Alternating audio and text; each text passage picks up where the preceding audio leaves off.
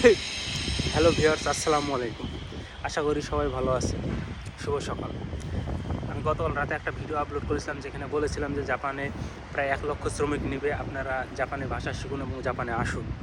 তো ঘটনাটা আমি গতকাল রাত্রে বলেছিলাম, কিন্তু আজকে আমি আমার সিদ্ধান্তটা চেঞ্জ করছি। আজকে এই নতুন ভিডিওর মাধ্যমে আপনাদেরকে জানাচ্ছি যারা জাপানে আসবেন না, আপনারা জাপানে আসবেন না। কেন আসবেন না? হ্যাঁ, আপনি ঠিকই শুনছেন, জাপানে আসবেন না।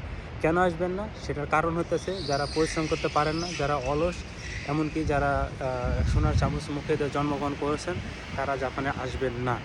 কারণ জাপান একটি পরিশ্রম দেশ, পরিশ্রম জাতি। এখানে আসলে আপনাকে বেশি পরিশ্রম করা লাগবে।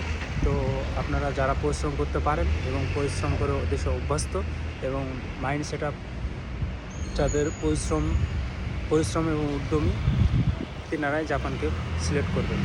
তো আশা করি আমাকে ভুল বুঝবেন না। আমি জাপানকে তাদের জন্য আসতে নিষেধ করতেছি, কারণ যারা অলস এবং সোনার চামচ মুখে যে জন্মগ্রহণ করছেন তারা জাপানে আসবেন না। কারণ এখানে আসার পরে অনেক প্রবলেম ফেস করতে হবে আপনাকে।